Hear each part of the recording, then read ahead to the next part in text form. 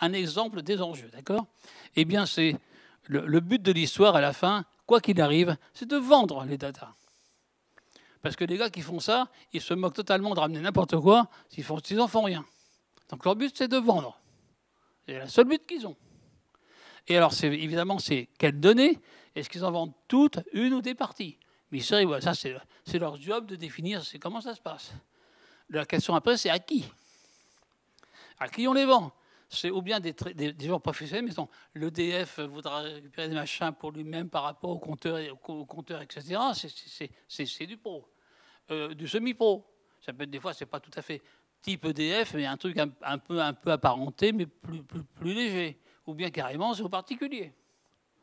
Le petit vieux qui était chez lui, qui avait besoin de ses datas, il avait ses datas. OK?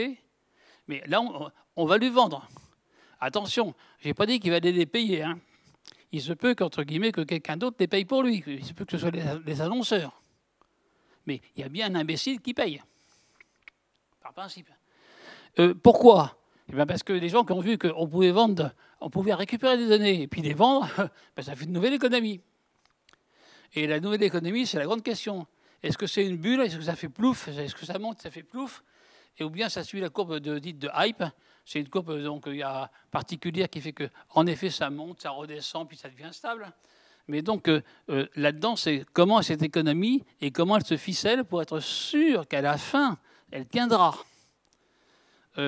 Pendant quelques années, l'Internet des objets, normalement, c'était une grosse bulle que les gens ne savaient pas si ça allait éclater ou pas. Ils avaient tous envie que ça éclate dans le bon sens, mais par contre, ils étaient chauds devant pour dire comment ça va se passer. Ensuite de ça, par quel média? Alors là, c'est n'importe lequel de préférence. Du moment qu'il y a un truc pour le diffuser et que quelqu'un paye à la fin, c'est youpi.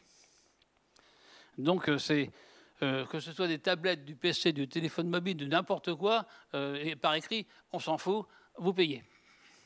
Donc là-dedans, évidemment, ça fait des chemins particuliers à faire après et à établir, bien sûr. Mais ça, c'est n'importe quoi. Et à quel coût? Alors ça, c'est la bonne question.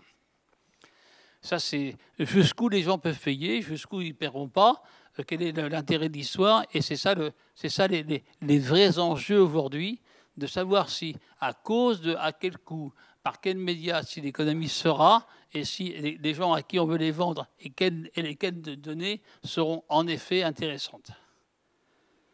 On a eu des doutes pendant 2-3 ans. Maintenant, on commence à en voir la fin, où la fin viendra d'ici 1 ou 2 ans. Le palier viendra d'ici 1 ou 2 ans.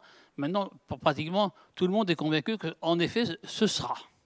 Et ça ira en grossissant doucement, gentiment, mais avec des vrais projets et pas des projets biscornus. Voilà, c'est ça l'histoire.